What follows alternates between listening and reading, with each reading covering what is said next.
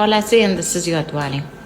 Bolajonim qo'lini og'ziga solib, o'sha barmog'i chiqib ketmasligi uchun ikkinchi qo'li bilan ushlab turishini ko'rdinglarmi sizlar?